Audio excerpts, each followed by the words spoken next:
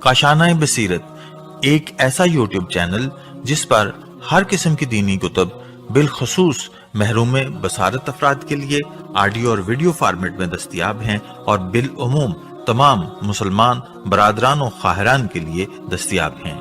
اس لیے آپ سے گزارش ہے کہ بیل آئیکن کو پریس کر کے ہمارے اس چینل کو ضرور سبسکرائب کیجیے تاکہ آئندہ آنے والی ہر کتاب آپ کو بر وقت ملتی رہے۔ کاشانۂ بصیرت، کاشانۂ بصیرت، کاشانۂ بصیرت، کاشانۂ بصیرت۔ اعوذ باللہ من الشیطان الرجیم، بسم اللہ الرحمن الرحیم۔ کاشانۂ بصیرت یوٹیوب چینل کے بابصیرت سامعین سلام علیکم۔ میں پارٹ 10 کے ساتھ حاضر ہوں اور کتاب نہج البلاغہ کا تصور الوہیت کا مطالعہ ہمارا جاری ہے اور ہم صفحہ نمبر 70 تک پہنچ چکے ہیں۔ یہاں ہمارا موضوع ہے ماورائیت۔ ارسطو کے خیال میں مادہ اپنی حد تک یعنی صورت بغیر ایک ماورا حقیقت ہے۔ مطلب یہ ہے کہ اس کائنات کی محسوس اور معلوم حقیقتوں پر غور کرتے وقت بھی ایک ماورا حقیقت کا مفروضہ قائم کرنا ضروری ہے، جس کے بغیر صورتحال کی وضاحت نہیں ہو سکتی۔ یہ ٹھیک ہے کہ جدید فلسفے کے زیادہ اکابر نے جو صرف تجربے اور مشاہدے کو اساس قرار دیتے ہیں، مظاہر کائنات کے پس منظر میں کسی حقیقت کبریٰ شے فی ذات یا اس مادے کے وجود سے انکار کیا ہے جو تجربے اور مشاہدے میں نہ آ سکے۔ لیکن اگر حقیقت کا وجود تجربے پر محمول کیا جائے تو 1492 عیسوی سے پہلے امریکہ کا وجود اور اس وقت بھی حرکت ارض کا نظریہ غلط ٹھہرے گا، بلکہ حرکت ارض کا نظریہ تو بالخصوص غلط قرار دینا پڑے گا کہ مائنکسن اور مورلے کے بلکہ تجربات مسلسل حرکت ارض کا پتہ چلانے میں محض ناکام رہے تھے۔ بعض مظاہرے کی تشریح حرکت ارض سے کی جاتی ہے، لیکن یہ تشریح سکون ارض سے بھی کی جا سکتی ہے۔ لیکن تجربے کی حد تک حرکت ارض کا نظریہ ضرور بے بنیاد ہے، اس لیے کہ تجربے نے اس کا پتہ چلانے میں کامیابی حاصل نہیں کی۔ اگلا پیراگراف کہ تجربہ علم اور واحد ذریعہ ہے یا نہیں۔ تجربہ علم کا واحد ذریعہ ہے یا نہیں، یہ سوال فلسفے میں کافی زیر بحث رہا ہے، لہٰذا اس مسئلے کو یہاں اٹھانا تمام فلسفیانہ مباحث چھیڑنے کا سبب بنے گا، جو واضح طور پر ممکن نہیں ہے۔ اس لیے اس سوال کو اس نقطے پر چھوڑ کر آئیے پھر تجرید کی طرف لوٹیں، جس کا ذکر اب سے پہلے چھیڑا ہوا تھا اور جس کا بار بار پہلے بھی تذکرہ آ چکا ہے۔ تجرید یا ماورائیت کے سلسلے میں خطبہ 185 میں کہا گیا ہے کہ کل معروف بنفسہ مصنوع، ہر وہ چیز جو اپنی ذات میں یا پوری طرح پہچان لی جائے وہ مصنوع ہوتی ہے، یعنی مخلوق ہوتی ہے، گویا قدیم و لا انتہا نہیں ہوتی۔ یہاں بھی اصرار ماورائیت اور تجرید پر ہے۔ یہی بات خطبہ نمبر 126 میں ان الفاظ میں بیان کی گئی ہے کہ حدن الاشیاء عند حلقها أبانة له من شبہ. تمام اشیاء کے خلق کے وقت ان کی حدود مقرر کر دی اپنے آپ کو ان اشیاء کی مشابہت سے جدا رکھنے کے لیے. صفحہ نمبر ہے 71 اور اگلا پیراگراف. ہر چیز جس کی تعریف کی جا سکے مصنوع ہوتی ہے.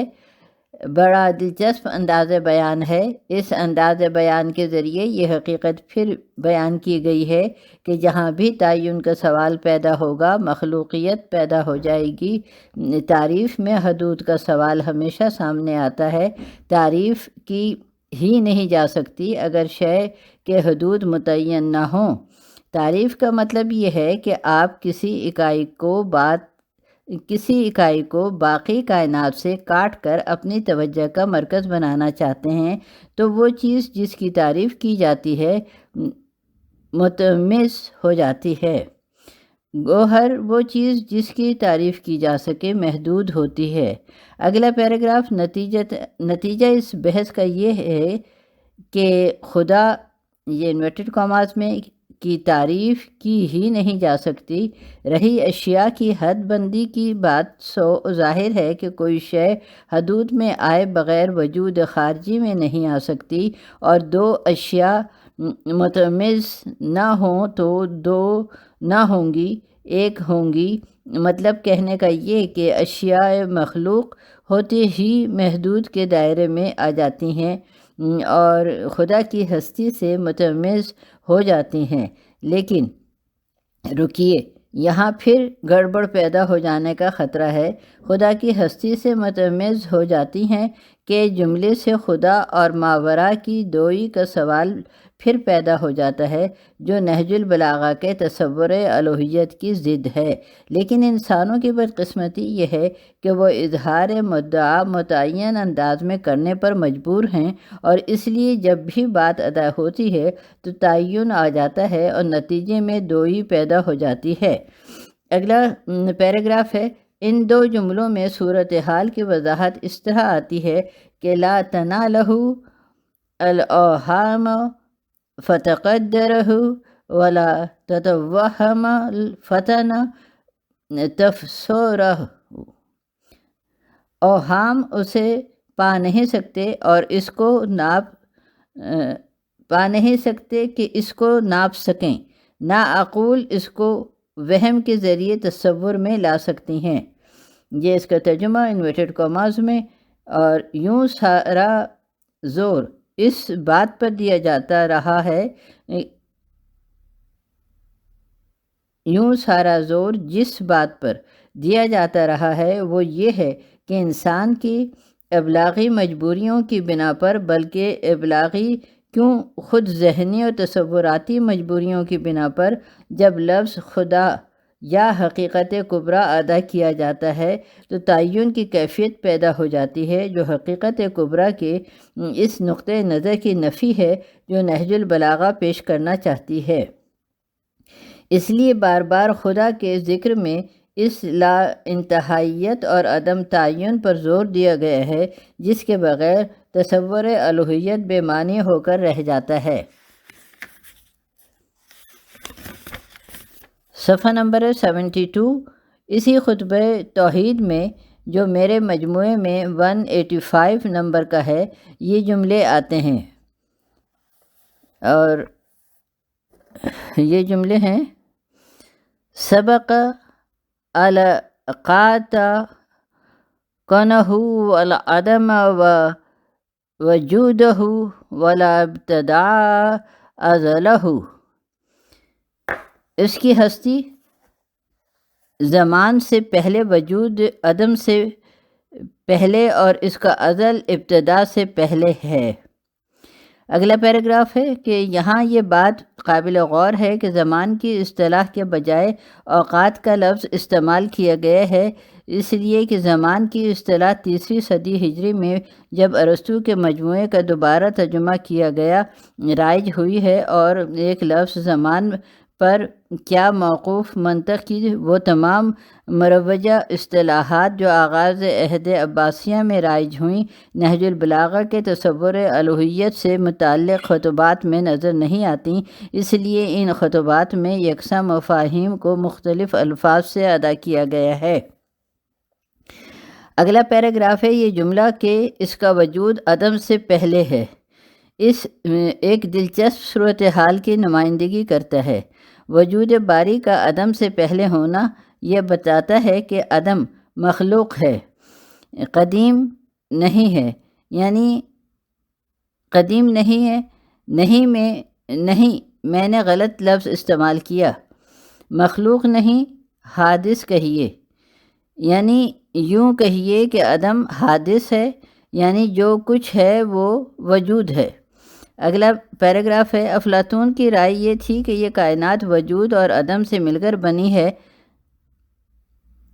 یہ رائے بظاہر صحیح ہے، لیکن اس کا اطلاق اس معلوم اور مرئی کائنات پر تو وضاحت سے ہوتا ہے، مگر جو کچھ کہ ہے یعنی کائنات مجموعی بألفاظ دیگر موجود بکلا پر اس کا اطلاق ممکن نہ ہوگا، اس لیے کہ یہ تو عدم ما سبق ہوگا یا وجود۔ حضرت علی علیہ السلام کا اس مرحلے پر موقف یہ ہے کہ وجود انورٹڈ کاماز میں ما سبق ہے اور عدم ما بعد ہے۔ یوں کہیے کہ وجود قدیم ہے اور عدم حادث ہے۔ خود افلاطون کے اس موقف میں کہ عدم وجود کے مجموعے سے تخلیق یہ کائنات ہوئی ہے اور وجود اور عدم دونوں حادث ہو گئے، اس لیے کہ دو قدیم کا تصور اصطلاحی تضاد کی حیثیت رکھتا ہے۔ قدیم دراصل لا انتہا کو کہتے ہیں، اور لا انتہا کسی ایک سمت ہو تو لا انتہا نہ رہا، منتہی ہو گیا۔ دو قدیم کی صورت میں دونوں منتہی ہو جائیں گے اور ایک کا وجود دوسرے کو منتہی بنا دینے کا باعث ہوگا، اور یوں دونوں لا انتہا نہ رہیں گے، یعنی دونوں قدیم نہ رہیں گے۔ صفحہ نمبر 73۔ اس کا ازل یہ انورٹڈ کاماز میں ابتدا سے پہلے ہے، یعنی ہر وہ نقطہ جسے ابتدا سمجھا جائے اس کا ازل اس ابتدا سے پہلے کا،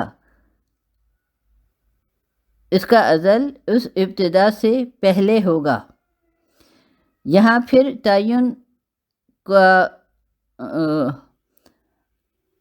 تعین کو اور آنا ہوگا۔ ہر ابتدائی نقطہ ایک معین نقطہ ہوگا اور اس کا ازل اس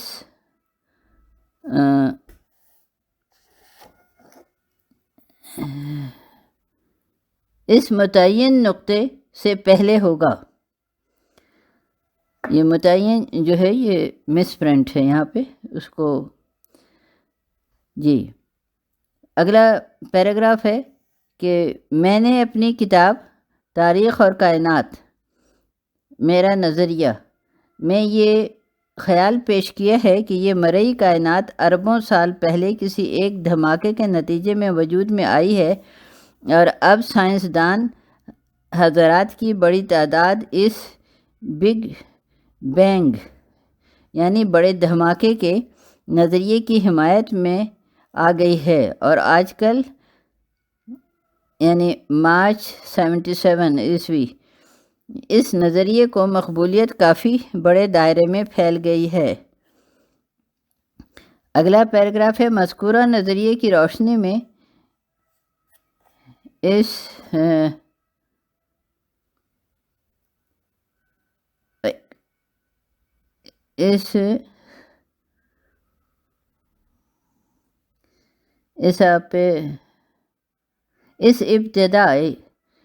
ابتدا کو کائنات کا آغاز قرار دیا جائے تو یہ کہا جائے گا کہ اس کا ازل اس ابتدا سے بھی ماسبق ہے۔ فکر خیز جملہ ہے مسائل کی وضاحت کے سلسلے میں۔ یہاں پہ جو میں نے ٹھہر کے جو الفاظ ادا کیے ان کی وجہ یہ کہ یہ کافی لائٹ ہے، مس پرنٹنگ ہے، تو اس کو غور سے دیکھنا پڑتا ہے۔ اگلا یہاں پہ یہ موضوع کا اختتام ہوتا ہے، اور اگلا موضوع ہے، پیج نمبر ہے 74، اور موضوع ہے تضادات اور کائنات۔ صورتحال کے عمیق جائزے کے بعد یہ کہنا ممکن نظر نہیں آتا کہ یہ کائنات تضادات کا مجموعہ نہیں۔ اس ضمن میں جدلی مادیت نے تضادات کے وجود پر زور دے کر انسانی سوچ کو بڑی مدد دی۔ ہر چند مادی جدلیت کو جس انداز میں سمجھا گیا ہے اور اس سے جو نتیجے نکالے گئے ہیں وہ محل نظر ہیں، تاہم تضادات پر زور دینے سے مرئی کائنات کو سمجھنے میں بڑی مدد ملتی ہے۔ نہج البلاغہ نے بھی مرئی کائنات کو تضادات کا مجموعہ قرار دیا ہے، لیکن اس پہلو پر سوچنے سے پہلے تضادات کے بارے میں آئیے چند باتیں کمیونسٹ اکابر کی پڑھیں۔ لینن نے کہا ہے کہ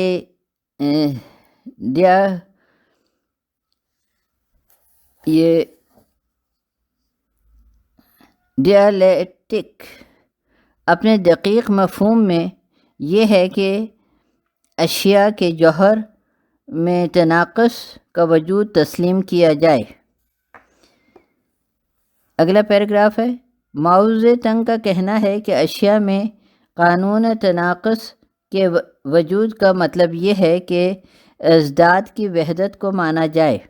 ازداد کی وحدت کا یہ قانون مادی ڈیالیکٹک کا سب سے اہم اور اساسی قانون ہے۔ لینن نے بار بار اس قانون کو ڈیالیکٹک کا جوہر قرار دیا ہے، اور کبھی کبھی اسے ڈیالیکٹک کا خلاصہ بھی قرار دیا ہے۔ اگلا پیراگراف ہے کہ اسٹالین نے بات کو ذرا زیادہ وضاحت سے کہا، ڈیالیکٹک کا ابتدائی نقطہ مابعد طبیعیات کے برعکس یہ ہے کہ تمام اشیاء طبعی اور حوادث طبعی کو اس انداز سے دیکھا جائے کہ وہ داخلی تناقضات پر مشتمل ہوتے ہیں، اس لیے کہ ان تمام حوادث کا ایک پہلو سلبی اور دوسرا ایجابی ہوتا ہے، ایک رخ ماضی اور دوسرا حال کا ہوتا ہے۔ ان تمام حوادث میں کچھ عناصر ٹوٹ کر گرتے رہتے ہیں اور کچھ ترقی کرتے رہتے ہیں۔ تضادات کی یہ مارکہ آرائی حوادث کے اندروں میں ہوتی رہتی ہے تاکہ کمی تغیرات متبدل ہو کر کیفی تغیرات بن جائیں۔ اور پھر اگلا پیراگراف ہے کہ اب اس کے دوش بدوش نہج البلاغہ کے انداز بیان کو لیجئے۔ پوری عبارت یہ ہے، اور وہ عبارت جو ہے عربی میں ہے، اور اس کے آگے ہم اس کا ترجمہ جو ہے وہ اس کو پیش کرتے ہیں۔ آپ کے صفحہ نمبر ہے 75۔ آلات شعور ایجاد کرنے کا مطلب یہ ہے کہ خود اس کا کوئی اعلی شعور موجود نہیں ہے۔ امور میں تضاد پیدا کرنے کا مطلب یہ ہے کہ خود اس کی کوئی ضد موجود نہیں ہے۔ اشیاء میں مقارنت یعنی ایک دوسرے کے قریب رکھنے کا مطلب یہ ہے کہ خود وہ کسی کا قرین نہیں ہے۔ نور کو ظلمت کی، وضاحت کو ابہام کی، خشکی کو تری کی، اور حرارت کو برودت کی ضد قرار دیا ہے۔ وہ اشیاء و حوادث میں ایک دوسرے کو کاٹنے والی اکائیوں کو آپس میں جوڑنے والا، متضادات کو ایک دوسرے سے ملانے والا، بعید ہونے والی اکائیوں کو قریب لانے والا اور قریب تر اکائیوں کو بعید کرنے والا ہے۔ اگلا پیراگراف، یہ عبارت بڑی معنی خیز ہے کہ اس میں ٹھیک وہی صورتحال پیش کی گئی ہے جو عمیق فکر و مطالعے کے بعد سامنے آتی ہے اور جسے اکابر فکر نے بھی تسلیم کر لیا ہے۔ اگلا پیراگراف، لینن، ماؤ زے تنگ اور اسٹالین مرئی کائنات کو تضادات کا مجموعہ قرار دیتے ہوئے نہج البلاغہ اس موقف میں ان سے متفق ہے، لیکن حضرت علی علیہ السلام نے اس مرحلے پر یہ سوال اٹھایا ہے کہ کائنات مرئی کی یہ نوعیت کیوں ہے، کس نے اسے یہ نوعیت دی ہے؟ سوال یہ ہے خدا نے، یہ کوشچن یہ خدا انورٹڈ کاماز میں، لہٰذا حضرت علی علیہ السلام کا استدلال یہ ہے کہ خدا ان حالات سے برتر اور ماوراء ہے۔ ہماری یہ مرئی کائنات، یہ کائنات جو حرکت پر مشتمل ہے، یعنی متحرک کائنات تضادات رکھتی ہے، لہٰذا حقیقت کبریٰ یا خدا کو ان تضادات سے برتر ہونا چاہیے، اس لیے کہ ان متضاد اکائیوں میں سے ہر ایک محدود اور حادث ہے، جبکہ حقیقت کبریٰ کو قدیم ہونا چاہیے۔ اگلا پیراگراف ہے، اس جگہ نہج البلاغہ کا استدلال بڑا عجیب ہے، حیرت انگیز اور دلچسپ ہے، اور یہ استدلال دوسرے اکابر کے یہاں جہاں تک مجھے معلوم ہے موجود نہیں ہے۔ متضاد اور متقارب اکائیوں میں کم سے کم دو اکائیوں کا وجود ضروری ہے، جن میں سے ایک کو خدا مانا جائے تو دوسری خدا نہ ہوگی، اور فرض یہ کیا گیا ہے کہ خدا قدیم ہے، تو اگر وہ کسی کی ضد ہو یا قرین ہو تو درجہ الوہیت سے گر جائے گا، لہٰذا وہ نہ ضد ہے اور نہ کسی کا قرین۔ صفحہ نمبر 76۔ اور اگلا موضوع ہے کہ استدلال پھر آگے بڑھا اور سوال یہ پیدا ہوا کہ کائنات میں متضاد اکائیاں اور متعدی اور متباین اکائیاں جو ایک دوسرے کے ساتھ جمع نہیں ہو سکتیں موجود ہیں، اور عجیب تر صورتحال یہ ہے کہ آپس میں ترکیب پاتی ہیں، ایک دوسرے کے قریب ہوتی ہیں، سلبی اور ایجابی